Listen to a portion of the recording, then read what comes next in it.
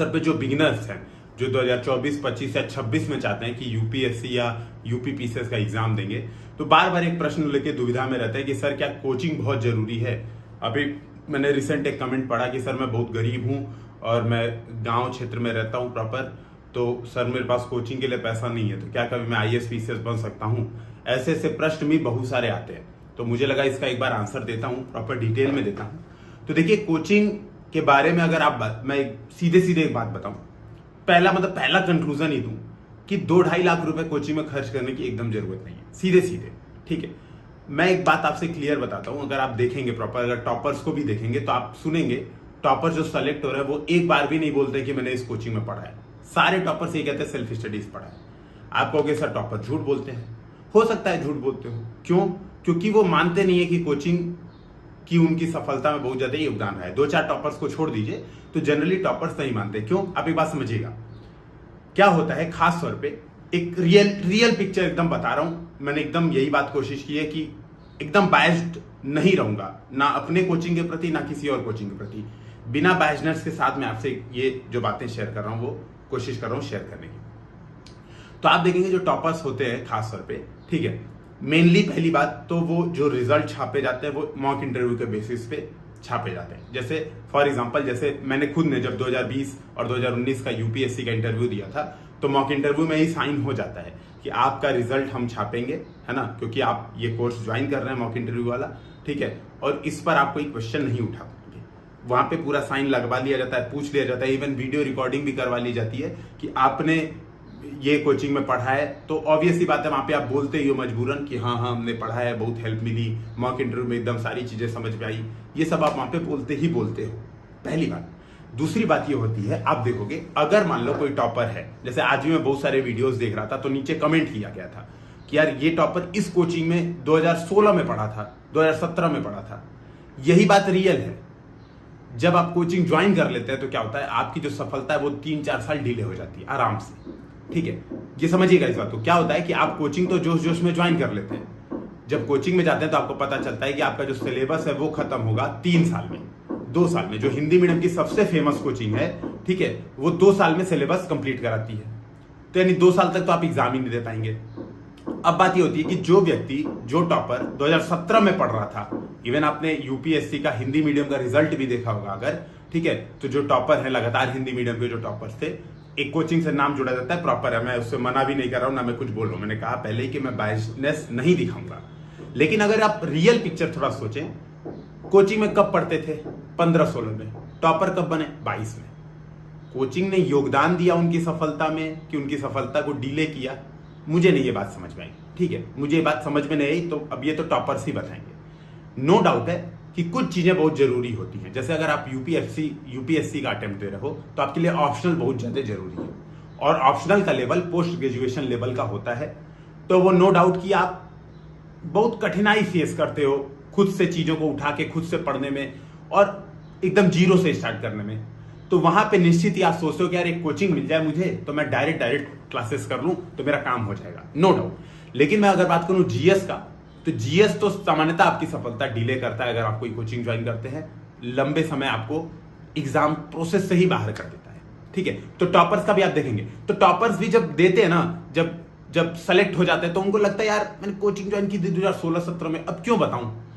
उनको भी फील आती है कि कोचिंग ज्वाइन करके तो फंस गए थे, 2-3 साल एग्जाम डिले हो गया उसके चक्कर में, है ना। जो सिलेक्शन मेरा पहले ही हो जाता वो लेट हो गया इसके कारण, है ना।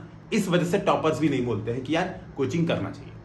अब एक बात में आता हूं, कुछ पॉइंट्स मैंने प्रॉपर नोट कर रखे हैं, मैं उनको प्रॉपर आपसे डिस्कशन करूंगा कि कब आपको कोचिंग ज्वाइन करनी चाहिए और कब आपको एकदम इग्नोर करना चाहिए। देखिए, कोचिंग ज्वाइन करना ना करना ये आपका एकदम पर्सनल डिसीजन होना चाहिए, पहली बात। दूसरी बात ये, आप थोड़ा सा केस स्टडी में ये थोड़ा रियल लाइफ को एक बार देखिए। 2013 के और 14 के पहले की प्रिपरेशन और 14 के बाद की प्रिपरेशन, इसमें जमीन आसमान का चेंज हो चुका है। सोशल मीडिया रिवॉल्यूशन, भारत में जियो रिवॉल्यूशन आया, अब इंटरनेट सबके घर घर में मौजूद है। ठीक है, पहले क्या होता था 2013-14 के पहले, आप करंट अफेयर्स पढ़ने के लिए एक न्यूज़पेपर पे डिपेंडेंट थे। क्या हिंदू न्यूज़पेपर आएगा, इंडियन एक्सप्रेस आएगा मेरे घर में 2 दिन बाद आता है ना। मैं दूर गांव का रहता हूं, अब मुझे दिल्ली ही जाना पड़ेगा ताकि मुझे रोज का रोज न्यूज़पेपर मिल जाए। मेंस के लिए खासतौर पे जब प्री और मेंस के बीच का गैप होता है, तो मेरे गांव में कोई सुविधा नहीं है, इवन लाइट तक नहीं है, ठीक है, लाइट तक नहीं है। तो मुझे पक्की बात है दिल्ली जाके ही रहना पड़ेगा, क्योंकि तो लाइट मिल जाती है, गाइडेंस आसानी से मिल जाता है दिल्ली में, कोचिंग्स बहुत सारे हैं, है ना, मेंस की टेस्ट सीरीज मिल जाती है, सब मिल जाती है, तो मैं दिल्ली जाके रहूंगा। अभी जमाना एकदम चेंज हो चुका है 14 के बाद।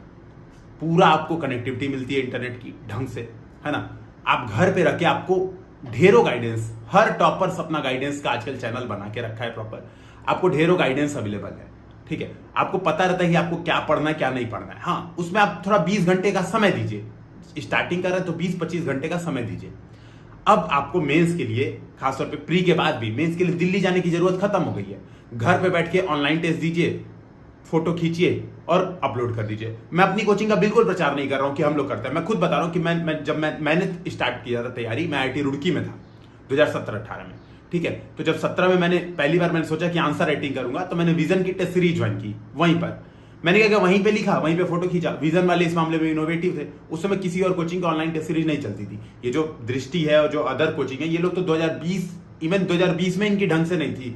2020 में ये लोग क्या करते थे, ईमेल करवाते थे, मतलब आप PDF बना के ईमेल करिए, तब इनकी कॉपी चेक होती थी। वो भी कॉपी कब चेक होती थी, मेंस हो जाता था तब आपकी कॉपी आपको मिलती थी कि अच्छा चेक हो गई है, डबल टिक मार के। इस मामले में विजन आईएएस बहुत इनोवेटिव था। देखिए हम लोग की कोचिंग है, फिर भी मैं कोशिश कर रहा हूं कि एकदम बायस नहीं रहूंगा। उन्होंने प्रॉपर मोबाइल ऐप बहुत पहले बना दिया था कि आप मोबाइल ऐप में कॉपी स्कैन कीजिए, मोबाइल ऐप में अपलोड कर दीजिए और आपकी कॉपी चेक होकर प्रॉपर सही समय पे अच्छे तरीके से चेक होकर मिल जाती थी। तो आप समझ रहे, 2014 के पहले आपको प्रॉपर जरूरत थी कोचिंग की, गाइडेंस की, न्यूज़पेपर्स की आपको जरूरत थी। अभी क्या है, न्यूज़पेपर्स के लिए आपको मैगजीन अवेलेबल है आराम से, है ना, आपको न्यूज़पेपर्स के लिए मंथली मैगजीन अवेलेबल है। अभी स्मार्ट स्टडी का जमाना है। आप देखो क्यों जितने सिलेक्शन हो रहे हैं, इवन सिलेक्शन ही नहीं, जितने इंटरव्यू कॉल भी आ रही है, आप देखोगे मैक्सिमम उसमें इंजीनियर, IITian, डॉक्टर आपको वही दिखेंगे, MBA करते हुए, जो प्रोफेशनल डिग्री ली है, जो आप देखोगे जो स्मार्ट स्टडी कर रहे हैं। बहुत सारे लोग आपको मिलेंगे जो प्रॉपर कोई जॉब कर रहे हैं और सेलेक्ट हो गए, जॉब के साथ साथ तैयारी करते करते सेलेक्ट हो गए। कैसे हुए? क्योंकि स्मार्ट स्टडी कर रहे थे। उनने दिमाग में ये लोड नहीं पाला था कि जब तक मैं कोचिंग नहीं पढ़ूंगा मुझे चीजें नहीं समझ में आएंगी। तो अभी जमाना एकदम चेंज हो चुका है, ठीक है। अभी अगर आपके पास इंटरनेट कनेक्टिविटी अवेलेबल है, एक स्मार्टफोन या टैबलेट या लैपटॉप है, आपको कोई कोचिंग ज्वाइन करने की जरूरत एकदम नहीं है। पहली बात तो ये बात ध्यान से सुनिएगा। अब एक बात करते हैं थोड़ा सा, ठीक है, एक बात करते हैं। पहले मैं आपसे बताऊंगा कि कब कोचिंग ज्वाइन करना जरूरी है, फिर मैं बताऊंगा कोचिंग में भी क्या करना है, ठीक है। अगर मान लो आपको कोचिंग करनी भी है तो क्या करनी है और कब कोचिंग ज्वाइन करना जरूरी है। तो सबसे पहली बात, अगर आपको कुछ चीजें समझ में ही नहीं आती हैं, मतलब आप एकदम आपने, क्योंकि मेरा खुद का बैकग्राउंड मैं बता रहा हूं, मैं राजकीय जुबली इंटर कॉलेज से 10th 11th 12th मैंने पढ़ाई की थी, ठीक है, राजकीय जुबली इंटर कॉलेज से 10th तक पढ़ाई की थी, सॉरी 10th तक राजकीय जुबली इंटर कॉलेज से। 10th के बाद मैं IIT JEE की तैयारी में चला गया। तो एक मैंने मतलब एक बहुत दूर गांव गिराव के क्षेत्र में मैंने नाम लिखा लिया था, ताकि मुझे स्कूल ना जाना पड़े, मतलब वहां पे मेरा रेगुलर चलता रहे लेकिन मुझे स्कूल ना जाना पड़े। किसान शिक्षण सेवा इंटर कॉलेज नाम था, संत कबीर नगर में, बहुत दूर है यहाँ से।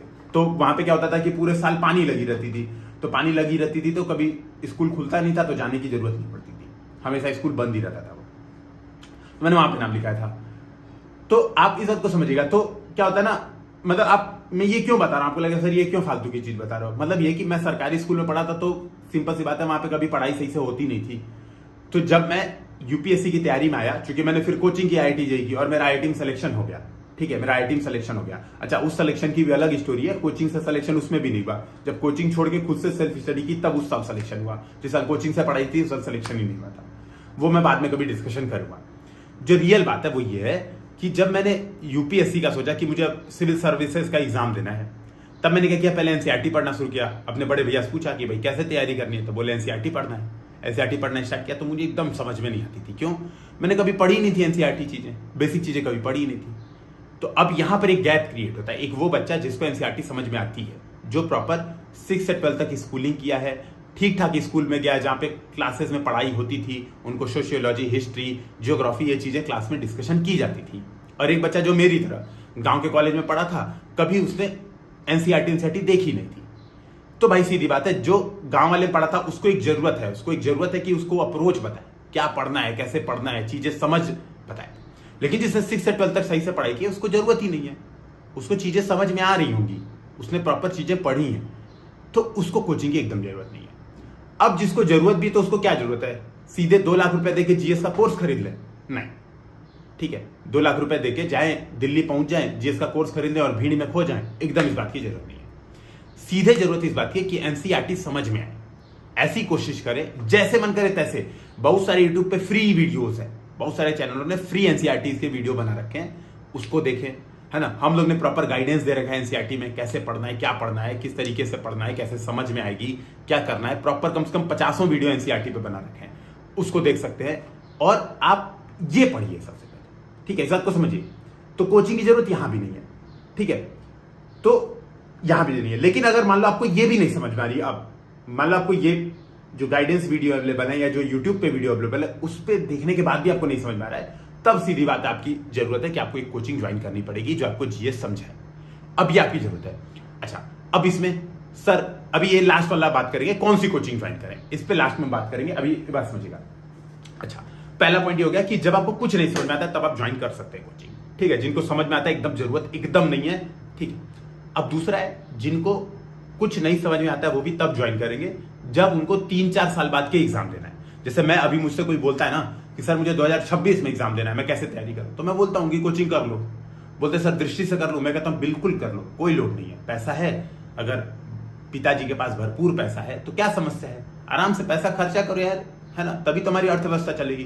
तो मैं बिल्कुल एक बार नहीं मना करता, मैं यूट्यूब पे भी यहां भी बोल रहा हूं पब्लिकली कि आप एकदम आराम से कोचिंग कर सकते हैं। दृष्टि कर लीजिए, विजन कर लीजिए, बाजीराम कर लीजिए, आपको जो इच्छा हो, शुभेच्छा हो, जितने पैसे हो उसके हिसाब से आप खर्चा कर सकते हैं, कोई लोड ही नहीं है। लेकिन एक बात ध्यान रखिएगा, 3-4 साल बाद एग्जाम देना है तब। 1 साल या 2 साल में एग्जाम देना है तो कतई कोचिंग मत करिएगा, क्योंकि आपका सिलेबस ही नहीं कंप्लीट होगा। एक चीज जो सबसे बड़ी रिक्वायरमेंट है यूपीएससी की तैयारी में वो ये है कि एक बार आप सिलेबस खुद से पढ़ोगे, प्रॉपर टेस्ट लगाओगे, उस प्रोसेस को फॉलो करोगे, आंसर राइटिंग करोगे, कम से कम 3000-4000 क्वेश्चनों की आंसर राइटिंग करोगे, तब जाके आपका मेंस में काम बनेगा।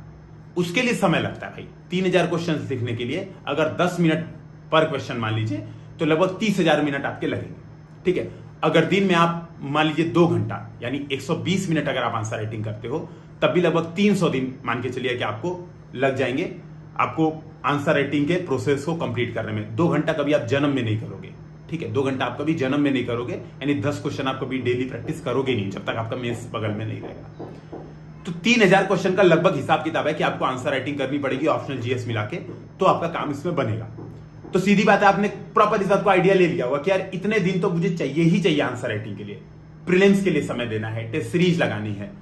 अब अगर कोचिंग में 8 घंटा लग जा रहा है, मैं कोचिंग में 8 घंटा जाके पढ़ रहा हूँ, सुबह से लेकर शाम तक कोचिंग में पढ़ रहा हूँ, उन्हीं का होमवर्क कर रहा हूँ, वही चीज पढ़ रहा हूँ, तो सीधी बात है ये प्रोसेस मेरा डिले होगा और मुझे एग्जाम में कोचिंग ज्वाइन करते ही एग्जाम के कि अगले साल में एग्जाम दूंगा, ये एकदम नहीं सोचना है।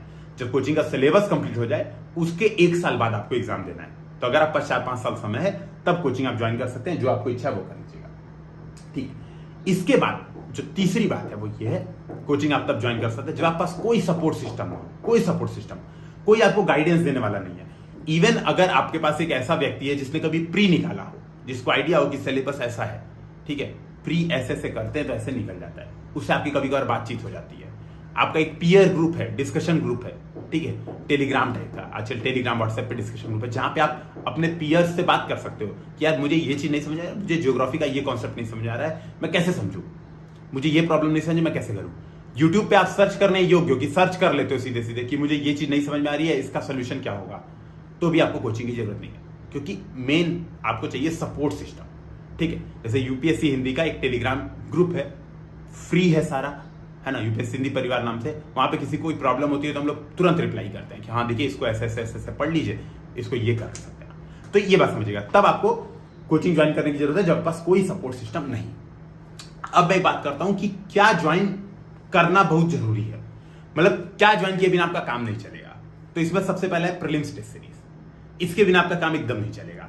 अब प्रीलिम्स टेस्ट सीरीज का ये है, 2 ऑप्शन है, एक कि मार्केट में फ्री अवेलेबल होते हैं, वेल एंड गुड, आप आराम से उसको कर सकते हो, मार्केट में फ्री टेस्ट अवेलेबल होते हैं, उसको आप आराम से बिल्कुल जाइए खरीदिए, सस्ते में खरीदिए। कोचिंग की ज्वाइन करने की 25,000-30,000 खर्चा करने की जरूरत नहीं है, आप वो भी खरीद सकते हैं। तो प्रीलिम्स टेस्ट सीरीज में तो ये काम आप आराम से कर सकते हैं। अब दूसरा था mains answer writing. Mains answer writing का दोस्तों ये क्राइटेरिया है कि एटलीस्ट स्टार्टिंग के 7 से 8 महीना आपको प्रॉपर अपनी कॉपी चेक करानी पड़ेगी। ये बहुत जरूरी है, इसलिए जरूरी है क्योंकि आपको पता नहीं रहता आप क्या लिख रहे हैं। प्रीलिम्स में क्या होता है, क्वेश्चन दिया है, वहीं पे आंसर दिया है, ठीक है, वही मॉडल आंसर दिया है, आपको समझ में आ गया, अच्छा ये मैंने गलती की थी, ये काम बन गया।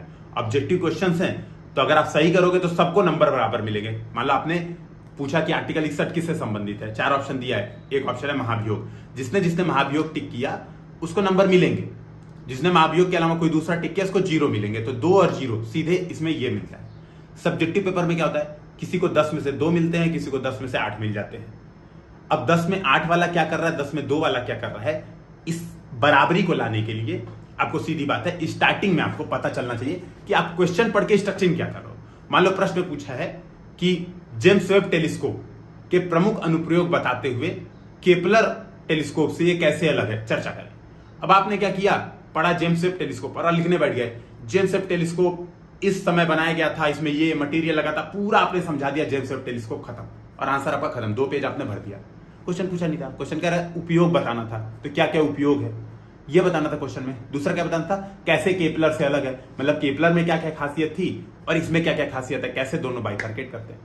तो ये क्वेश्चन की स्ट्रक्चरिंग, कि आपको क्वेश्चन समझ में आ रहा है कि नहीं आ रहा है, इसके लिए आपको स्टार्टिंग में कॉपी चेक कराने की, जब आप आंसर राइटिंग स्टार्ट करते हो तो 7, 8, 6 महीने आपको जरूरत पड़ती है।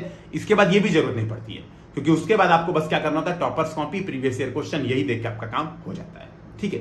तो ये बस समझिएगा, तो ये 2 चीज कंपलसरी है मेरे हिसाब से, टेस्ट सीरीज और मेंस आंसर राइटिंग के लिए कॉपी चेक कराना, बाकी कोई चीज जरूरत नहीं है, ठीक है। तो ये बात समझिएगा।